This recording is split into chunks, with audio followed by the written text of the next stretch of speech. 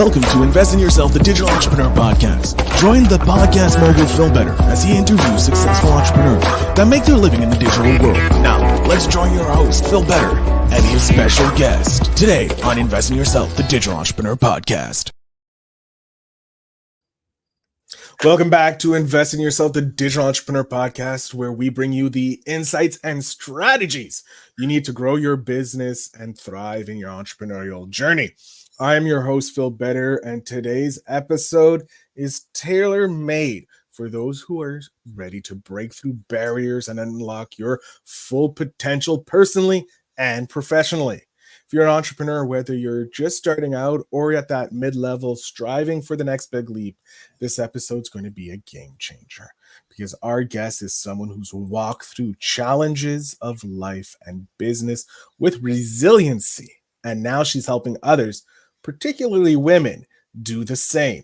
With over nearly 2 decades of experience as a nurse practitioner and CEO of Sarmento Mentoring Services, LLC, she also a Proctor Gallagher certified mindset mentor. Let's go. She specializes in empowering women to tap into their true potential and break through the limits that have been holding them back.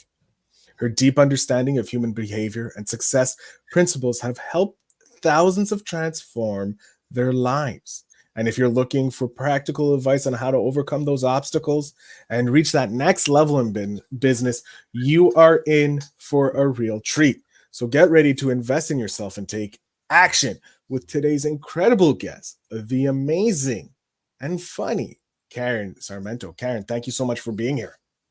Thank you so much for having me and for that amazing introduction. I'm really excited. Considering that this is the intro is the most I have to offer in this episode, being as I'm the host, I shouldn't be talking. I try and give my whole bit of amazingness in the beginning, so that it puts a lot of pressure on the guest, so that they really have to show up. That's really it. No, I'm very thankful for you to be here, Karen. We did have a fun laugh before we started. Always great. Had to remind myself that I have to stay somewhat professional. But you're an excellence of professionalism, Karen, and I want to thank you so much again for being here. Thank you again. I'm really excited. All right. Enough of the nice talk. We're getting down to business here. Karen, I want to know why, as being a successful nurse practitioner, why did you decide to be like, hey, not only do I save lives, I want to, change lives by being an entrepreneur. What made you decide to be an entrepreneur? So it's such a great question. And so I was a nurse practitioner for many, many years. I loved my job. I still practice as a nurse practitioner. I still do that. But what was once my full-time job is now kind of my side job. And isn't that nice? It is. Because now I've pursued my passion. And so unfortunately, I kind of came upon it through a series of adversity and some challenges that I had faced. So going back a little over 10 years ago, my fiance, my son's dad, passed away very unexpectedly in an accident. So my world kind of turned upside down and I went down a pretty dark path. And I began drinking and just was not showing up. So that in itself kind of put a halt on where my normal, predictable life was going. As a nurse practitioner, this was like not the way things were supposed to be going. And then I had my son there. So I wasn't showing up for him. And I think that was my big why. Something needed to change. And I didn't know exactly what. But as I pursued that big personal development journey, I really saw another side of me that I didn't even know existed. And I really started to like myself, I think, and really started to show up first for my son and for myself. It's that was probably my big why, which is important. And then there were times where I was saying to him, go for it. You can do anything. You can be anything. And then there was a little part of me in the back that was saying, am I doing that? So having a big why. And then there was another thing. Somebody said to me one time, what you don't fix in yourself, you pass along to your child, just so you know. And it was like gut wrenching. So I knew something in my life had to change. That was kind of a mixed bag of material I just gave you, but But you gave me, not only was it a mixed bag of material you handed me there, it's a great place to build from because there's so many different avenues we can go through. Um, I want to go, okay, you went through something horrific, losing your fiance, the father of your son, which in of itself is hard, period, at discussion. Then there was getting over that. You had the drinking, getting over the drinking to where you're at a happy place at, and knowing that your child was your why, and like being having such a powerful why is, as you said, something really important. Without that powerful why, it doesn't really get it spurs into action. It's after so many episodes I've learned that asking this question, why did you get into entrepreneurship, it takes that drive, like that. It's either you're born with it and you just need to quench the fire that's just running in you, or your fire is lit because you have such a powerful why. Yours was extremely powerful with your son, and I'm wondering, what was it that, or what was your first venture into this entrepreneurial life? Like, what did you do? We'll jump into it. What did you do to invest in yourself to get mhm. into that more entrepreneurial thing so that you could take care of your why and reach the goal where you could heal what you didn't want to pass on to your son or to your child, to your children, but also become this beacon of power for ladies? What was it that just started this transformation? I hired my first mentor, to be honest with you, and that to me was like really stepping outside the box because I couldn't imagine actually paying out of pocket for something. Like, it wasn't professional healthcare, it wasn't insurance covered, but I had been kind of dabbling in free classes and courses and personal development and self-image and that mindset. And then this was the first that I had actually invested and had a little skin in the game. And I really started to show up. And it kind of almost feeds on itself. So the more I started to grow, I'd take another step and then another step. And then there would be little opportunities. And pretty soon I started to feel like I had something more to offer. And I felt like there was a little more going on inside me that I needed to share. And I did. I took small steps towards that. I was mentoring women on the side for the last few years. I'd have clients here and there, and I loved it. Absolutely loved it. And I just felt like I was making a difference.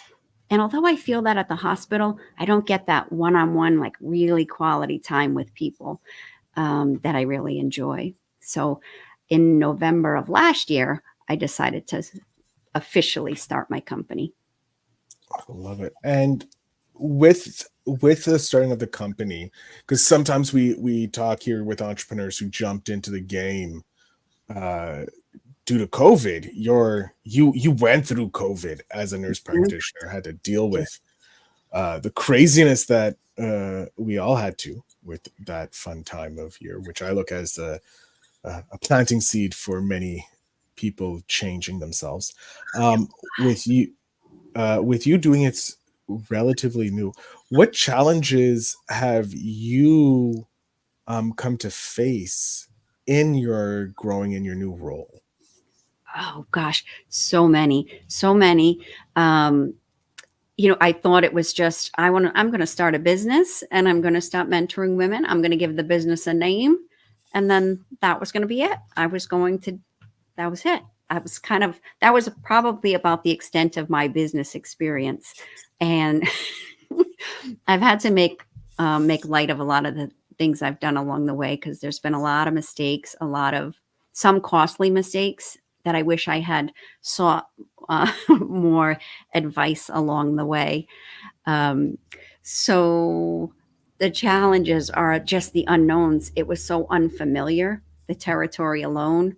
Um, just what are the next steps to take? How do I even do this? How do I manage my books? Where do the clients come from?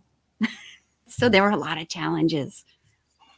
How did you go about solving some of those challenges? Like we there's different ways of solving the, like, finding the clients. You can go on podcasts, you can play Facebook ad money, you can do TV ad money. There's different ways of generating leads, and it's kind of well known. But some of the other problems you're facing are more business related. How did you go about solving, like, book related things that a nurse wouldn't know? Like, I wouldn't know if I'm coming from the corporate world that doesn't deal with this mundane business task, like Yeah. finding books or finding help with the things like that. What did you do to solve those issues? I actually hired particular people along the way. When I would hit a roadblock or something that was consuming way too much of my time, frustrating me, that I wasn't doing to the level that I thought it needed to be done, whenever I would hit one of those little roadblocks, I would seek out somebody that I could hire to help me with that, because it was time and energy that I was devoting to something that A, I wasn't good at, and B, I wasn't enjoying. And it was taking away from what I really set out to do, which was help people. So I had to learn how to ask for help and find the right people and hire the right people to help along the way.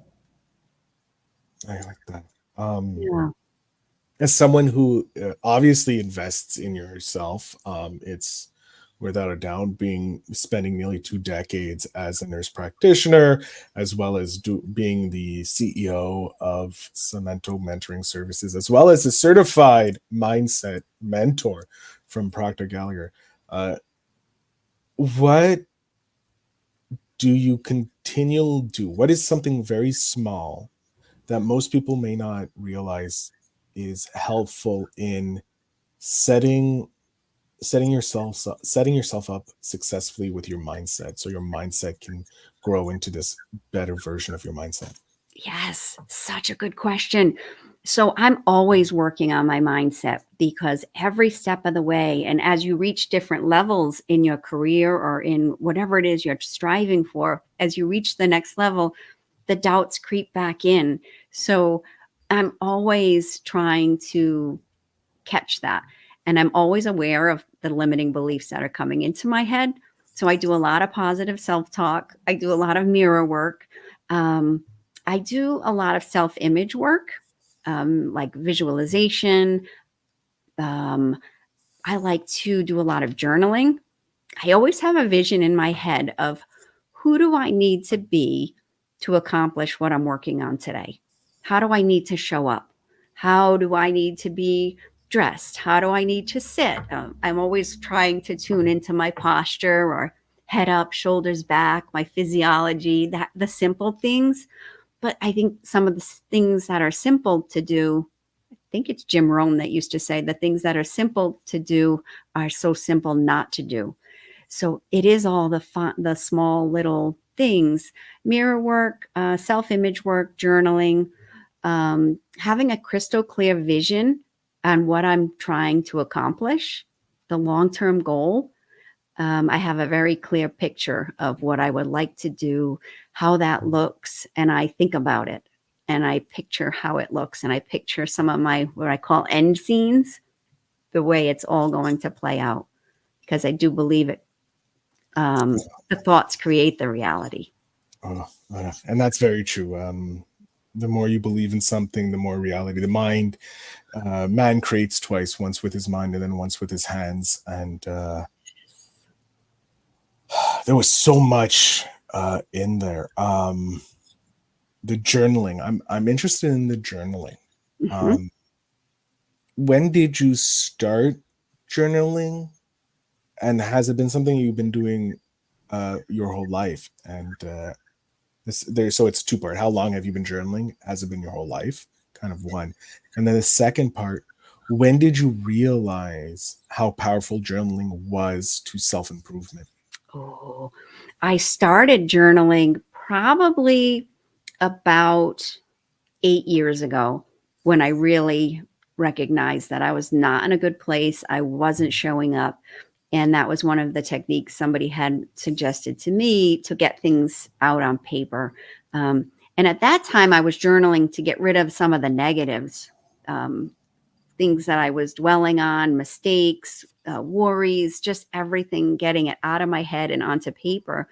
And then over time, it developed into journaling about what I wanted to create, who I wanted to be, what my goals were, writing out my self-image statement. And I would do that every single day and put it on paper. I think as you start to put things on paper, it starts to come to life. How did you just word that, man, first? Oh, it was beautiful. I really liked that. At first, the man creates twice, once in his mind and then once with his hands. I believe Mhm. that's the statement you are referring to. I'm paraphrasing, and of course, but it's generally that is the phrase I've heard it as. If not, I'm coining it right now, and I'm super smart and really cool. Again, another first here on Invest in Yourself. No, I wish I could take credit for that, but Yeah.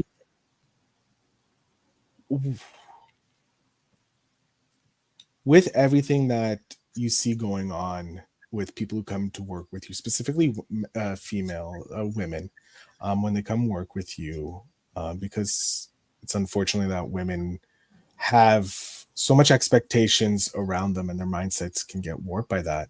Mhm. Um, what are some of the first things that you do with your clients to help get them started, to get them maybe like a quick win, so they start feeling a bit better about their mindset or about themselves, so that they can start accessing the next level of themselves? Yes. And that's perfect the way you just said that, a quick win. So you don't set the bar too high right out of the gates, because it is hard to, go from one way of living to all of a sudden, I'm going to get up at 4 a.m, meditate, exercise. Yeah, And I'll be Tony Robbins myself into an early grave if I do that. a cold plunge at 4 a.m. Oh, followed thank by. you. So just that, a quick win. I like to get a feel for where somebody is right there in their journey. Um, just helping them develop an awareness of their thoughts and the power of their thoughts, and to catch the limiting beliefs as they're coming in, and to right out of the gates turn things around and help them to see that you can have a different life. You can completely turn this boat around and have a different life. And it starts with a thought, and it starts with having an awareness that I want something different. And when the limiting beliefs come creeping in, it's saying, no, I want something different. And it starts here and now with me. And it's all an inside job. So everything, all the change, we're the ones who are capable of making it. On the piggyback offing that quick win Mm-hmm. type thing, type advice, which is great. Um, Great piece of getting that limiting belief, saying no, I'm this, always hearing that little positive voice, because we're dealing with so much negativity nowadays. I would love for you if you could share possibly a little story about a client who, a woman that you were able to help get that win, or reach a goal that they were trying to achieve, and you were able to help them. Yes. And oftentimes, so success is the definition of success for each person I work with is different. Mhm. So I always try to figure that out right out of the gates. What's important to you and what's your definition of success? Because I used to think it was another degree, or it was a financial goal, which it can be. It can be all of that, but for everybody, it's different. Um, but for one woman that it stands out in my mind that I had worked with, she had what seemed to be everything: the degree, the job, the title, but empty inside. And she didn't have the relationship. It was one bad relationship after another. And when she did the internal work, she had been attracting the same person over and over again. But when she did the internal work and just focused on herself, her whole self image changed, and I think her level of worthiness changed. So she actually felt deserving of better. So she attracted a really good man into her life, and she was happy as ever because that was the piece to her that was important, and what was missing was a partner in life. So she had the job, she had the job title, the degrees and all of that, but it was a more of a personal relationship she was missing. But after doing the internal work, that found its way to her. It wasn't forced, it wasn't chasing. It came into her life because she was different. She had done the work. Love it. Something I look to, and you mentioned this earlier, talking about who you wanted to be when you're doing your mentoring, your imagery, and it reminded me of I believe it's the Brad Pitt, not Brad Pitt, sorry. I forget his name, but he's Matthew McConaughey quote. Okay. He's like, I'm not chasing anyone. I'm chasing who I want to be in 5 years. That is the level of success I want. And I'm always looking to be that person. And again, I'm paraphrasing it, but it reminded me when you mentioned that and bringing it back to the beginning, when you're doing that journaling, your mental visualization of who you want to be. It just stuck that two people who are so successful in their jobs and what they do for a living and in their life, not only what they do, but their life in total, have said visualizing something in front of you where you want to be is so important to your success. I want to just touch on that. Mm-hmm. How can we start doing that? Like, how is it that someone who, let's say, has constant negative thoughts on them hitting them, you've given us already an amazing way of getting that first win, saying, no, this is who I am, I can do this, starting to believe in those positive affirmations. Mm-hmm. But how do I see myself? How do I start building the version of who I want to be in 5 years? Who do I want to know? How do I know what I want to be in 5 years? Right. So first, allowing yourself to think big, allowing yourself to dream, and really without limitations. If money was not a constraint, if you had no limitations whatsoever, what would you want to be doing? And just keep taking that one step further. Where would you want to be living? Who would you be around? What would you be? What kind of service would you be providing the world? What would your contribution be? And just allowing yourself to think as big as possible. It can be monetary things, it can be objects, it can be relationships. How would it all look? And really letting yourself think big and writing it down. Put it on paper and just keep writing and allowing your mind to just drift and really think big. And visualize it. Visualize the end scenes of how it looks. How would it look when you are, I'm just throwing this out there, but boarding your private jet with your kids? What would that look like? And then getting emotionally involved with it. Like the feelings, you have to have feelings along with the visualization and the affirmations when you're writing. Not just writing like a to-do list, but really being emotionally involved with it. I love it. And speaking of an emotion, because a lot of people think, yeah, you have to visualize it. You're saying you have to infuse that emotion into it. Mm-hmm. In your journey, when did you kind of come to the realization that infusing emotion into this positivity, mind, thought, and everything mind wise, like visually, you need to have that emotion? When did that come apparent to you on your journey? That became more apparent, I would say, over the last 2 to 3 years. I had worked with mentors who were a little bit more spiritual. And that's when I realized that there was more of I needed to be emotionally involved with my goals. Otherwise, there wasn't enough just that emotion behind it. So the why wasn't strong. And then eventually the dream kind of fades and the whole thing just goes down the tubes because it's not meaningful enough and I'm not emotionally involved with it. So I would say over the last few years. And then something else that's kind of fun is actually just acting as if. So, like when you walk into work, showing up differently, whether it's being dressed differently, head up differently, just a different attitude, a different greeting, doing things differently, creating those new neural pathways.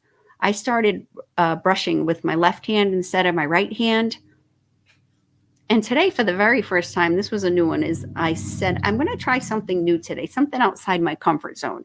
So I went to a kickboxing class, and it's just that kind of disrupting the neural pathways, because if you always do what you've always done, you get the same result. So if nothing changes, then nothing changes.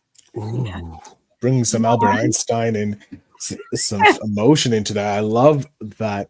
And speaking of how you've just started imbuing your positivity with your positive mind speak and your imagery with that emotion, I want to jump 10 years into the future. Mhm. Looking at where you are, Karen, as well as Sarmento mentoring services, and anything else you're building right now.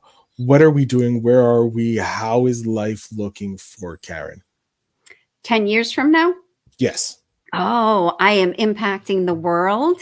I my company has just expanded tremendously, but I am helping women all over the world, and particularly women that have come from a place of challenge and adversity and kind of feel small, helping them to realize that they're not disqualified from doing amazing things just because of a past. Um, I have a special place in my heart for that, and yeah, just a massive impact on the world. I wanted to create a legacy too, so that my son sees that I can do amazing things. Even though I'm his mother, he doesn't think I'm certainly not cool, but that I went for it, because I'm always telling him that. So that's what I want him to see, that I went for it and made a difference in the world. Oh, I can guarantee you, as a son of a mother who always wanted the best for them and always went for the best, your son definitely sees what you're doing, even though he's like, "Ma, stop it, stop it." It's just it's son logic. Don't worry about it. Now we're gonna jump back in time. I love going in the forward, but I also like going back in time because hindsight's 2020, vision is 2020, and advice is universal. So with that said, we're going back to when you're 10 years old, Karen. I have you. You're an amazing person. You're full of energy, I must say, just like you are today. I would love to know, what advice would you pass to your 10-year-old self? Oh my gosh, I can picture her right now because she was really, really quiet. Um, I would say to not worry what anybody else thinks about you. I was a people pleaser, and it carried me, but it's not a great way to go through life at all. So I would say to just do you, not be afraid to dream big and pursue your goals, and not to let anybody else's thoughts distract you from what you really want to be doing. Have your own opinions, not be afraid to express yourself, do more of what makes you happy. Mm, yeah. Amazing advice. I love that. Think big, go for it. Don't doubt yourself. It's okay to make mistakes. Oh my gosh, that's a big one. Um, yeah, like 2 hours later, I'm like, oh, and this. And this, but we're gonna stop it there. Think big. Don't be afraid to make mistakes. Get your hands dirty. All great pieces of advice. Ken, I want to thank you for being an amazing guest. I'm going to jump off stage here for a moment. I want you to let my audience know where they can connect with you, because they obviously love this episode.